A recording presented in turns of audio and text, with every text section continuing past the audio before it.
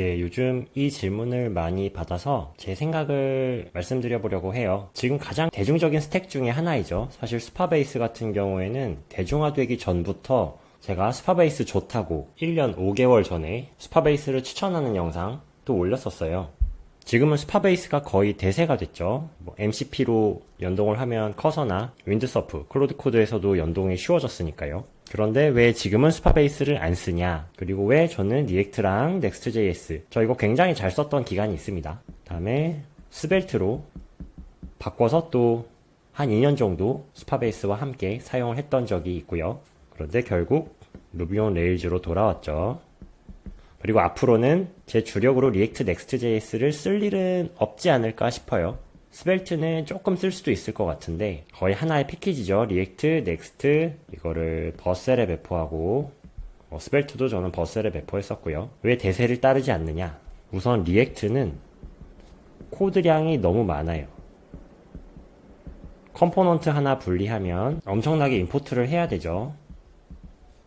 그리고 최신 버전에선 조금 나아졌을 거라 생각하긴 하는데 유즈 메모랑 유즈 콜백 잘 쓰지 않으면 리렌더 문제가 심각하게 발생해요. 그리고 무엇보다 저희가 리액트로 만드는 홈페이지들은 반응성, 리액트의 이름 자체가 반응하다라는 뜻이잖아요.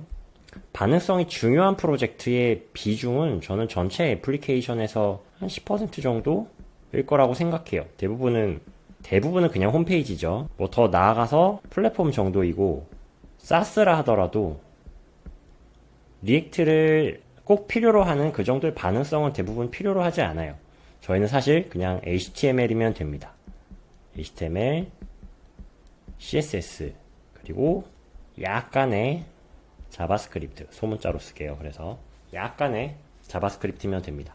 그런데 리액트가 좋다고 하니까, 유행하니까 리액트를 쓰고 있죠. 리액트는 반드시 백엔드 API를 필요로 해요. 이 API를 Next.js로 하느냐, 아니면 Next.js는 그냥 중간 레이어로 잡고 여기다 더해서 네스트를 또 쓰냐 등등. 리액트 자체도 코드량이 되게 많은데 백엔드 API를 필요로 하죠.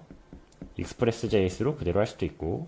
여튼 굉장히 많은 코드량으로 요것들을 다 해도 뭐가 빠졌어요? DB가 빠졌어요. DB는 별도로 생각해줘야 됩니다. 요 안에는 안 들어있죠. 저희 대부분의 프로젝트, 심지어 사스에도 이런 리액트가 꼭 필요로 한 반응성, 리액트가 정말 잘하는 그런 반응성이 거의 필요 없는데 저희는 리액트를 쓰면서 뭘 포기하고 있어요? 많은 코드량이 필요로 하고 이런 것들 다 신경을 써야지 문제없이 구동을 하고 조금 잘못하면 버그랑 비효율적인 렌더링이 발생하죠. 잘 작성하기가 어려워요. 리액트는. 이걸 다 감안하고 저희가 리액트를 썼을 때 Next.js랑 Nest, 익스프레스 같은 백엔드 API 또 구현을 해야 돼요. API를 구현할 때 JSON 형태로 API 쪽과 리액트 쪽이 서로 주고받게 되겠죠. API에서 데이터 형식 굉장히 잘 내려줘야 되고 리액트 쪽에서 API에서 내려주는 스펙 그대로 사용을 해야지만 리액트 쪽에서 문제가 안 생길 거예요. 그래서 리액트에서 이걸 잘못 써서 생긴 문제인지 API에서 데이터를 잘못 내려줘서 생긴 문제인지 이걸 한 사람이 개발을 하면 그래도 나아요. 혼자서 API 설계하고 뭐 DB 설계하고 사실 프론트 쪽에서 본인이 직접 설계한 그 데이터를 뿌려놓고 한 명이 하면 훨씬 나은데 각자가 한다. 백엔드 엔지니어와 프론트 엔지니어가 각자가 한다? 이 커뮤니케이션 코스트 어떡합니까? 일단 2명이 필요해지는데 공수는 2명의 소통 비용만큼 더 들어요. 1명이 개발할 때보다 2명이 파트 나눠서 개발할 때 3배에서 4배의 시간이라고 표현할 수도 있고 비용이라고 표현할 수도 있습니다. 더 발생을 하죠. 여튼 1명에서 만들다 보면 그냥 API를 따로 설계 안 하고 Next.js로 최근에는 서버 컴포넌트 리액트 서버 컴포넌트로 잘 짜면 혼자서 효율적으로 개발을 할 수 있을 것 같아요. 그런데 사실 지금 시장에서 개발자들이 리액트 서버 컴포넌트를 놓고 이야기를 하는 것들을 들어보면 더 어지럽죠. 뭐 제가 막상 이거를 딥하게 써보면 또 생각보다 괜찮네 라고 이야기할 수도 있지만 일단 들려오는 소리로는 차라리 API 방식으로 주고받는 게 더 나았었다 라고 이야기하는 사람들도 있어요. 여튼 이것들을 다 감안하고 이런 공수를 다 감안했는데 문제는 DB가 아직 없죠. 저희 스파베이스 이전에 뭐 썼었나요? 프리즈마, 타입 ORM, 그나마 직접 데이터베이스의 히스토리를 마이그레이션으로 관리하려면 뭐 이런 서비스들이 필요했죠. 프리즈마나 타입 ORM 또 몇 개 더 있을 거예요. 드리즐인가? 보통 SQL을 어느 정도 알아야 쓸 수 있죠. 그리고 데이터베이스 서버는 별도로 있고요. 뭐 아마존 RDS를 쓰거나 이런 인프라 관리를 해줘야 되고 그 인프라에 붙일 수 있는 데이터베이스 툴을 또 같이 사용을 해야 되죠. 인증은 어디 갔죠? 로그인, 뭐 넥스트어스 써보셨어요? 돈 내는 것도 있더라고요. 클럭. 네, 그래서 제가 이게 쓰기 너무 싫으니까 그래서 제가 선택했던 대안이 리액트 플러스 넥스트.js 보다 그나마 나은 게 뭐가 있지? 해서 스벨트. 코드량은 거의 2분의 1 정도로 줄어들죠. 플러스 스벨트 킷. 이건 뭐 거의 비슷한 것 같은데 넥스트.js와 스벨트 킷은 구조가 많이 비슷해요. 아마 기능적으로는 넥스트.js가 더 많을 거예요. 여기에 이제 스파베이스. 제가 스파베이스를 좋아했던 이유는 그나마 프론트엔드 기반의 풀스택이라 불리는 그런 프레임워크들에 붙일 수 있는, 풀스택이라 불렸는데 백엔드 API 외에는 아무것도 없는 이런 스택들에 붙여서 쓸 수 있는, 얘가 가지고 있는 건 데이터베이스 인증 어스라고 쓸 수 있고요. 로그인 회원가입이죠. 그 다음에 스토리지, 파일 업로드 해야 되잖아요. 이걸 안 했으면 어떻게 했어야 됐죠? 어스는 넥스트 어스나 이거 붙이는 거 쉽나요? 처음 하시면 꽤 헤맬 겁니다. 클러크 같은 툴 또는 아마존 웹 서비스에도 사용할 수 있는 인증이 있어요. 이름은 까먹었는데 많이 쓰진 않을 겁니다. 아니면 파이어베이스도 있고요.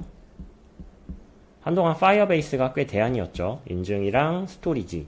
대신 데이터베이스는 파이어베이스가 RDB, Relational DB가 아니었기 때문에 쓰기가 좀 불편했죠.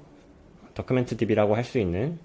근데 스파베이스가 나와서 데이터베이스는 포스트그레, 그래서 릴레이셔널 DB를 쓸 수 있게 됐고, 인증이 포함되어 있고, 인증에는 뭐 카카오 로그인도 있어요. 다양한 한 십수 개의 로그인이 다 있죠. 페이스북, 구글, 깃허브 로그인 다 있고, 거기다가 스토리지, 파일 저장소까지 있으니까, 풀스택이라 불렸던 약간 반쪽짜리 풀스택 프레임워크에 스파베이스를 붙이면, 진짜 풀스택이 되네.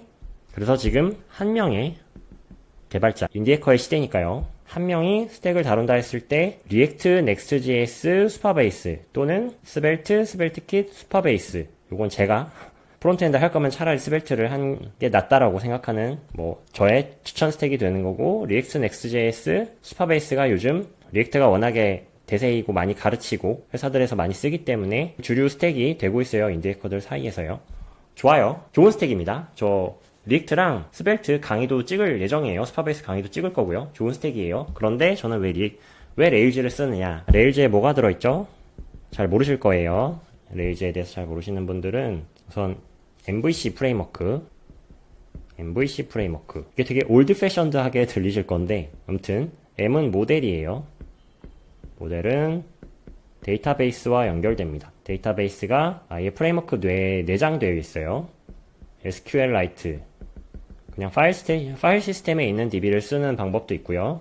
포스트그레. DB를 붙일 수도 있어요. 뭘 붙여도 상관없죠. RDS를 붙일 수도 있고, 스파베이스에 DB 인스턴스를 열어서 그냥 자바스크립트 SDK 쓰지 않고 그냥 스파베이스 DB 서버만 쓰는 방법도 있죠. 근데 이거를 쿼리가 없이 SQL 몰라도 쓸 수 있습니다. 왜냐하면 모델이라는 루비 클래스가 SQL로 할 수 있는 대부분의 것들을, SQL로 해야 되는 대부분의 것들을 그냥 함수화 했어요. 그래서 예를 들면 사용자 데이터를 다 가져온다.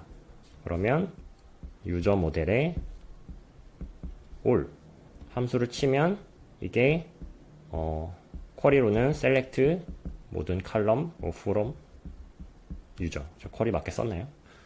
from users. 쿼리는 제가 잘 안 쓰다 보니까 좀 많이 헷갈리는데, 예전엔 저도 그냥 쿼리로 데이터 많이 추출했어요. 쿼리는 요즘 많이 까먹었습니다. 여튼 그냥 이런 방식의 함수들, 짧은 함수를 쓰면 필터링이나 검색이나 특정 필드만 가져오는 거나 순서 정렬하는 거나 조인이나 등등을 그냥 메서드만으로 해결을 해줘요. 그게 레일즈의 모델입니다. 프리즈마, 타입 ORM 비교도 안 돼요. 스파베이스가 그나마 제 생각에 레일즈 마이그레이션을 많이 참고했을 거라 생각하는데요. 마이그레이션 개념을 제공하잖아요. 한글로 쓸게요. 마이그레이션.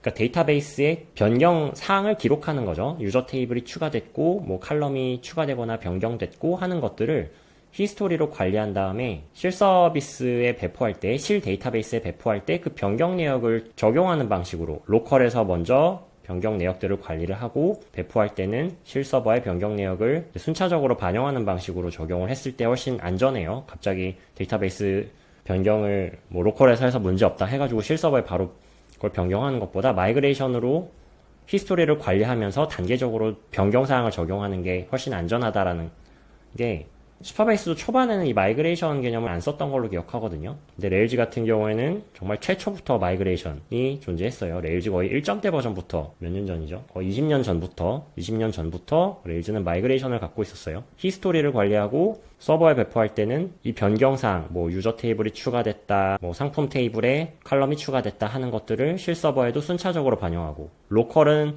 그냥 테스트 DB니까 마음껏 변경을 하다가 문제가 없으면 그때 실 서비스에 변경사항을 반영한다는 개념이 슈퍼베이스에 적용이 됐어요. 근데 슈퍼베이스 마이그레이션 어떻게 생겼죠? SQL이에요. SQL 모르면 AI한테 맡겨야 되죠. 레일즈의 마이그레이션은 루비 코드입니다. 루비 코드 어렵지 않아요? 한번 보세요. create table users 이렇게 돼 있어요. 그냥 보면 이해할 수 있는 단어예요. 레일즈는 루비는 읽기 쉽게 쓰려고 엄청 고민한 언어거든요. 그래서 SQL과 가독성을 비교하자면은 비교가 안 됩니다. 여튼 레일즈에는 그 설명이 좀 장황해지고 있는데, 레일즈의 모델 설명했어요. 데이터베이스와 연결할 수 있는 굉장히 편리한 ORM 함수가 있고, SQL 안 써도 되고 거의 몰라도 되고, 데이터베이스 변경 내역을 히스토리로 관리하니까 실서버에 배포할 때 히스토리가 순차적으로 반영되어서 그냥 내가 데이터베이스를 실서버에 갑자기 뭐 칼럼 추가하는 거를 직접 하는 게 아니라 그냥 배포하면 자동으로 데이터베이스 변경 내역이 반영된다는 거, 그리고 SQLite를 지원을 최근에 레일즈 8 버전을 굉장히 빡세게 하면서 사용자가 당장 10만이 넘어가는 게 아니면 그냥 웹서버와 앱서버와 DB서버를 그냥 서버 한 대, 뭐 10,000원짜리 또는 뭐 10만원짜리 서버 한 대에 다 둬도 충분하다. 훨씬 빠르다. SQL은 같은 서버에 있으면 네트워크 레이턴시가 없잖아요. 다른 RDS만 해도 뭐 네트워크 레이턴시, 뭐 굳이 어려운 말 쓸 필요 없긴 한데, 사용자가 뭐 브라우저로 접속을 했을 때 데이터를 표현하기 위해 DB 서버를 갔다 와야 되죠. 근데 이게 하나의 서버 안에서 하나의 SSD 디스크 안에서 데이터 조회해가지고 레일즈 서버에서 가공한 다음에 그냥 사용자에게 HTML로 뿌려서 보여주면 네트워크 레이턴시가 없죠. 그냥 사용자 브라우저와 저희 서버 간의 레이턴시만 존재합니다. 이 안에서는 레이턴시가 존재하지 않아요. 그런데 포스트그레 쓰려면은, 물론 포스트그레 쓸 수 있어요. RDS나 슈퍼베이스 또는 뭐 데이터베이스 서버 호스팅들도 많이 있겠죠. 거기에 연결해서 쓰는 방법도 있는데, 이거는 1인 개발자라면 처음부터 이걸 쓸 필요가 없다. 저희는 너무 약간 선입견적으로 데이터베이스는 포스트그레를 써야 될 것 같다라는 생각을 갖고 있어요. 포스트그레는 느려지면 쓰면 된다. 사용자가 많아져서 한 대의 서버가, 뭐 사실 서버 한 대를 100만원짜리 쓰면은 사용자 감당 훨씬 많이 되죠. 이쯤 됐을 때 안 되면 그때 PG로 확장해서 어차피 그때 뭐 메인 서브 구조로 가라. 그래서 이제 모델 얘기하는데 너무 오래 걸렸네요. 자, 이제 V가 뷰죠. 저희가 리액트가 필요한 이유는 반응성 때문이잖아요. 스벨트도 마찬가지고요. 저희가 얼마나 반응성이 필요한 애플리케이션을 만들고 있나요? 그리고 반응성이라는 게 실시간 애니메이션이 아니라면, 이거면 저는 스벨트, 뭐 리액트, 오케이. 그러니까 막 차트가 움직이는 거예요. 차트, 뭐 주식이나 코인, 차트가 움직이는 거. 근데 대부분은 뭐예요? 내가 댓글 남기면 화면 리프레시 없이, 리프레시 안 되고 그냥 댓글이 추가되어 있는 것. 뭐 채팅도 쳐볼게요. 채팅이라면은 다른 사람이 작성하면 메시지를 내 화면에 자동으로 표시되는 거. 이 정도가 일반적인 애플리케이션의 동적 처리에, 채팅이면은 그 중에서도 난이도가 높은 그런 것들이잖아요. 네, 이런 거 위에서 리액트가 필요하지 않습니다. 그럼 뭐가 필요하냐? 댓글을 작성했을 때나 뭐 채팅 메시지가 작성이 됐을 때 서버로 갔다가 갔다가 DB에 작성이 되면 그냥 화면 일부분을 갱신하면 돼요. 레일즈에선 그걸 어떻게 하냐면 터보라는 걸로 그냥 화면 일부를 갱신합니다. 리프레시, 레일즈에서는 리프레시가 거의 없어요. 심지어 어떤 링크를 클릭해서 다른 페이지로 갔을 때 동작이 빠르기 위해서 저희가 리액트를 예전에 썼었거든요. 리액트는 페이지 이동이 빠르다. 왜냐하면 페이지는 미리 내려받았고 페이지 골격은 미리 내려받았어요. 데이터는 나중에 받죠. 그중 우리는 스켈레톤을 보잖아요. 로딩 화면을 보죠. 결국 데이터는 나중에 불러옵니다. 근데 레일즈에서는 어떻게 해결하냐? 레일즈에서는 링크 이동하면 리프레시 일어나지 않아요. 링크의 컨텐츠를 가져와서 현재 페이지 일부만 갱신합니다. 무슨 말이냐? 이제 바뀐 페이지와 현재 페이지와 다른 부분만, 기수로 따지면 diff를 해서 다른 코드의 다른 부분만 체크해서 그 부분만 화면에 갱신해요. 굉장히 스무스하겠죠? 리프레시도 당연히 없고요. 빨리 바뀌고요. 거기다가 링크 이동을 할 때 저희가 마우스만 올리면 해당 콘텐츠를 미리 불러와서 클릭하자마자 화면이 바뀝니다. 저희가 예전에는 클릭했을 때 바로 화면 바뀌는 거, 그리고 리프레시 없이 바뀌는 거 때문에 리액트랑 뭐 스벨트, 뷰 이런 걸 썼어요. 지금은 그냥 레일즈 같은 서버 중심의 풀스택 프레임워크도 이런 것들은 제공이 돼요. 그래서 여러분이 주식이랑 코인 차트 또는 굉장히 다이나믹한 여러가지 동적인 애니메이션들이 많이 필요한 게 아니면 리액트나 스벨트가 필요하지는 않습니다. 그냥 선호로 쓰는 거예요. 그리고 무엇보다 뷰는 그냥 HTML입니다. 뷰에 대해서 조금 더 설명을 하면요. 지금은 CSS 뭘로 작성합니까? 테일윈드 쓰죠? 리액트 컴포넌트 왜 써요? 재사용 때문이죠. 왜냐면 똑같은 코드가 여러 번 쓰이면 복잡하잖아요. 똑같은 비슷한 코드가 여러 번 쓰이면 그걸 모듈화해서 재사용했을 때 코드량이 줄어드니까 리액트 컴포넌트를 쓴다고 생각해요. 또는 내가 컴포넌트 상에서 한 군데를 고쳤을 때 다른 위치도 동시에 바뀌는 게 적합한, 그러니까 모듈화 해야 되는 그런 것들은 또 컴포넌트화 하기 좋죠. 코드량을 줄이려는 그 이유 중에 하나는 디자인 때문이었어요.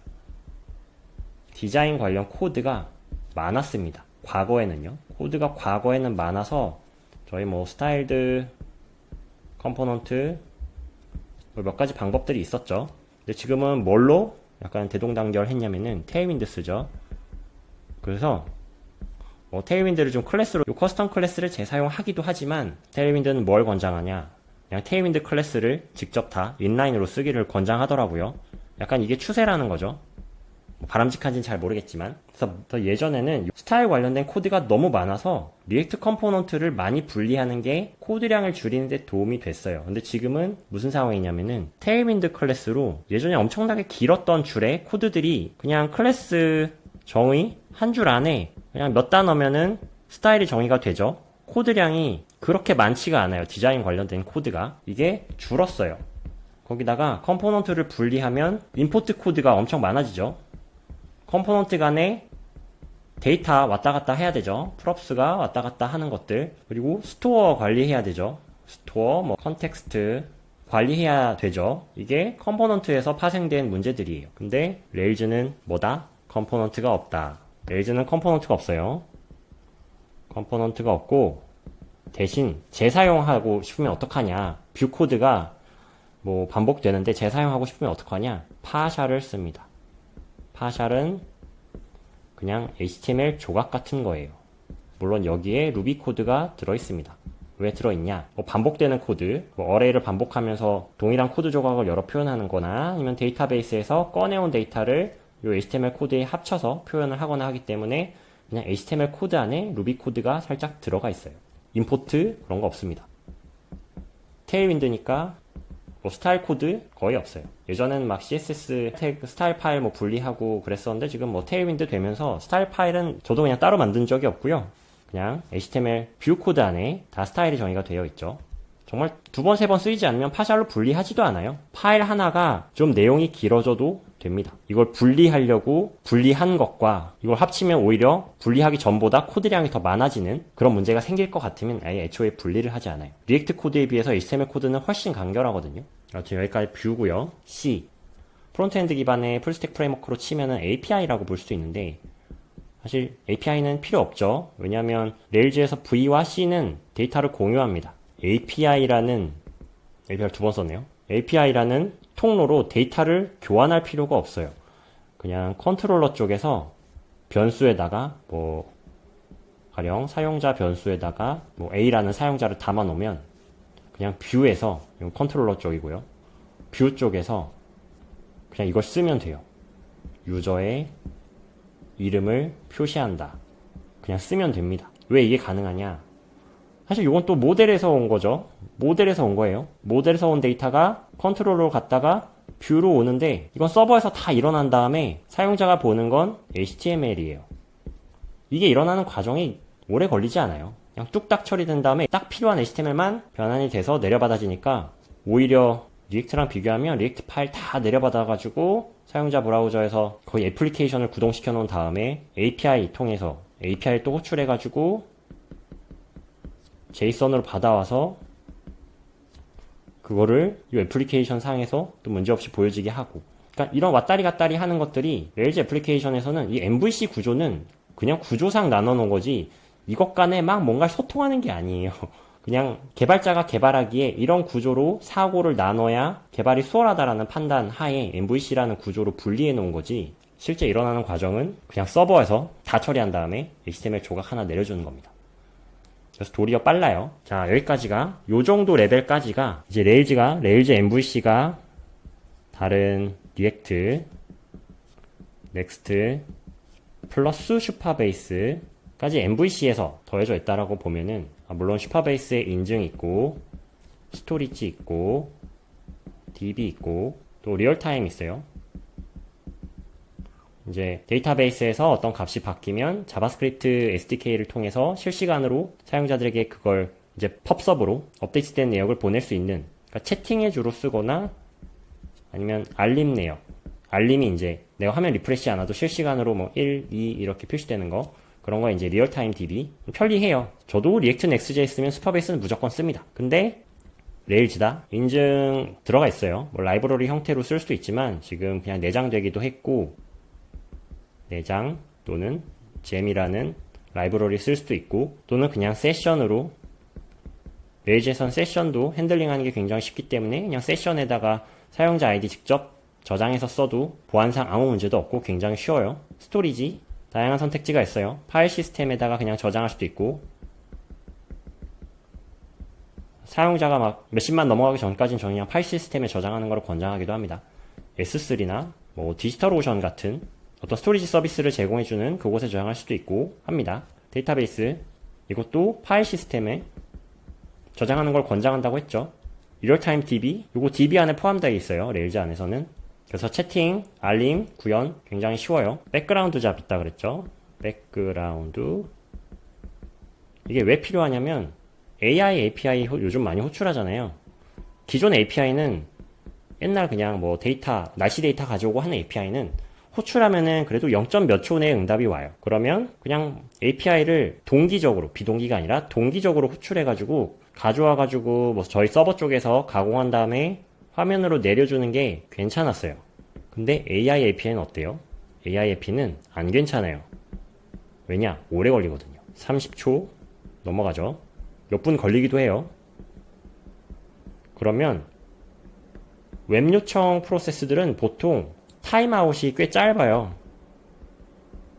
타임아웃이 오래 걸리는 요청을 많이 물고 있으면 서버가 장애나기 쉽거든요. 그러니까 되게 짧게 요청이 안 끝나면 해당 프로세스를 종료시켜 버리거든요. 그게 버셀이나 일반적인 웹 서버, 앱 서버 세팅들이 다 그렇습니다. 버셀은 우리가 대부분의 사람들이 배포를 여기다 하는데 이 타임아웃 때문에 AI API를 한 번에 호출을 못하고 이제 스트리밍 방식으로 구현을 하죠. 이렇게 할 수도 있어요. 그러니까 스트리밍으로 그 AI API가 호출하는 그 조각조각을 그냥 계속 모으는 거죠. 뭐 호출량이 증가한다고 볼 수도 있고 호출을 계속 물고 있을 수도 있고 타임아웃 에러가 안 나게 할 수 있는 거의 유일한 방법이죠. 근데 이제 레일즈에서는 어떻게 처리하냐? 제가 어떻게 처리했냐? 백그라운드 잡으로 처리를 합니다. 긴 태스크는 별도의 백그라운드 프로세스로 돌려요. 긴 태스크 또는 주기적으로 일어나야 되는 태스크, 가령 구독 결제 같은 거죠. 긴 태스크는 뭐 배치잡 같은 거라고 표현하기도 해요. 몇 분, 심지어 몇 시간이 걸리는 것까지. 이런 백그라운드 잡들은 프로세스에 타임아웃이 따로 안 걸려 있게 만들 수 있어요. 얼마나 오래 걸리는지 계속 돌아갈 수 있는 거죠. 대신 웹이나 아니면 앱 서버 쪽 프로세스와 분리되어 있어요. 레일즈에서는 이게 내장되어 있습니다. 솔리드 Q라는 리액트 넥스트 슈퍼베이스에서 하려면은 슈퍼베이스에서 저런 백그라운드 태스크 지원하나요? 버셀 지원하나요? 혹시 지금 지원하면 얘기해주세요. 제가 알기로 뭘 써야 되냐면은 업스태시 같은 Q 서비스 써야 됩니다. 그리고 레디스 같은 메모리 DB 띄워야 돼요. Q 처리하기 위한 뭐 레디스, 그리고 어쨌든 백그라운드 잡을 돌리기 위한 어떤 프로세스가 돌고 있긴 해야 되거든요. 프로세스가 돌고 있어야 레디스에서 Q를 꺼내와서 그 프로세스를 구동을 하죠. 요거 뭐 Next.js에 내장돼 있나요? 별도의 라이브러리는 있을 겁니다. 있더라도 이제 레디스 보통 띄워야 되죠. 근데 레일즈는 뭘 해냈냐? 레일즈가 뭘 했냐면 이런 Q 서버를 DB에 올렸어요. DB는 저희가 이미 세팅했죠. Q를 DB에 올렸어요. 이거는 저는 와 최근 일입니다.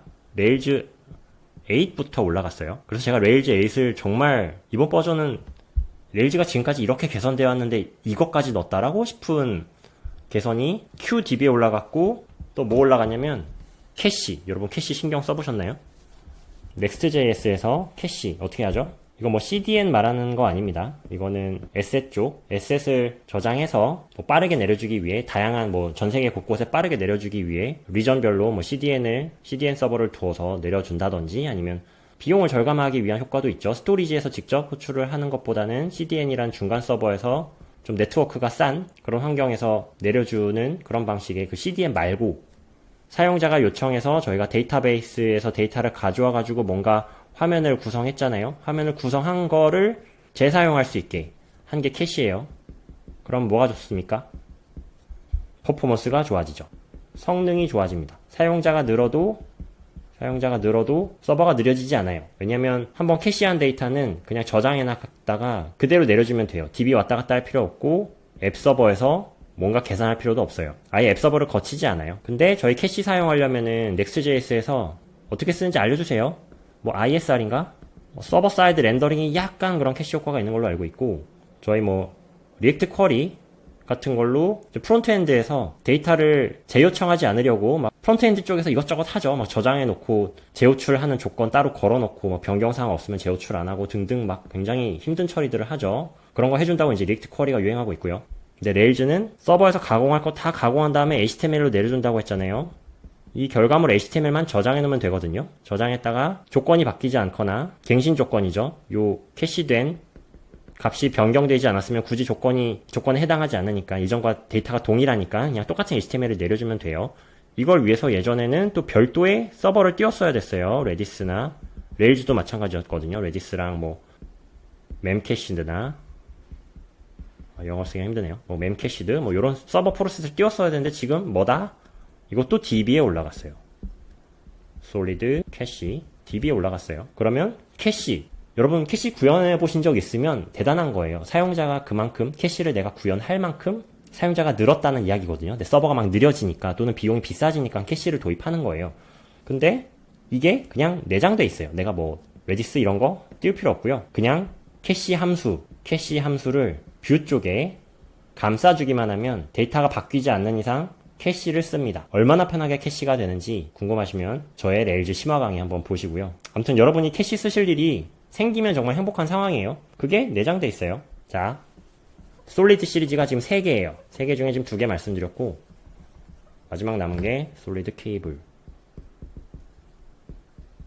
결국 레일즈를 홍보하는 영상이 돼버렸는데 사실은 제가 왜 Next.js를 안 쓰는지 로 시작을 했다가 자, 솔리드 케이블은 웹소켓 이거 언제 쓰냐면은 펍섭 구현할 때 써요.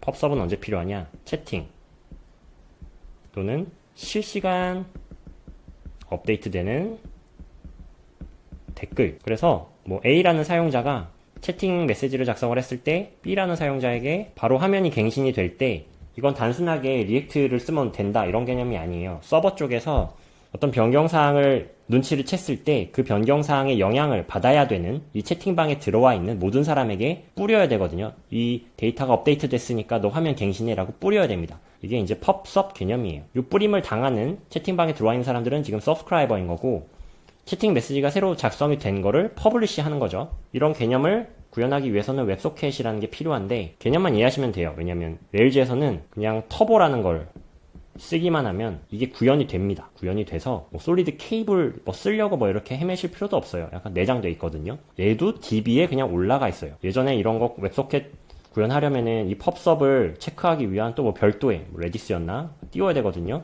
이것도 필요 없어졌어요. 그냥 DB, 심지어 이 DB가 그냥 SQLite입니다. 저희 뭐 포스트그레 띄워도 되죠? 포스트그레 안 띄워도 되는 거예요. 그냥 파일 시스템 하나의 그냥 파일인 SQLite에 솔리드 케이블, 캐시, 큐 서버 다 올라가 있는 거예요. 그러면 레일즈 개발자는 뭘 하면 된다? 레일즈 뉴하고 프로젝트명 입력하면 q, 캐시, 웹소켓, MVC 이건 DB죠. 얘는 프론트엔드죠. 얘는 백엔드죠. 인증 들어가 있고요. 스토리지 들어가 있고요.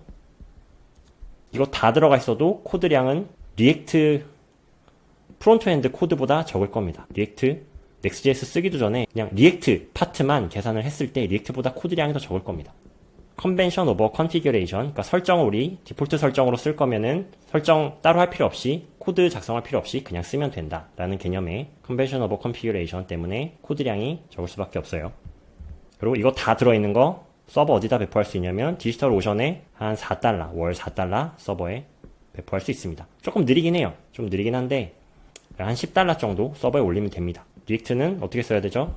스파베이스, 버셀, 뭐 클라크를 혹시 쓰시면 인증을 위해 뭐 무료 티어도 있을 거예요. 버셀도 잘하시면 무료 티어 있고 스파베이스도 무료 티어 있죠. 근데 빡빡하죠? 이건 뭐다? 내 서버입니다. 여기다가 내가 필요로 하는 그냥 리눅스에 설치하고 싶은 것들 다 설치해도 돼요. 뭐 이미지 처리라든지 동영상 처리라든지. 사용자 늘어나면 버셀은 돈 더 내라고 하죠. 저 고객사 프로젝트 중에 월 1000만원 이상 버셀이랑 스파베이스에 낸 고객사 있었어요.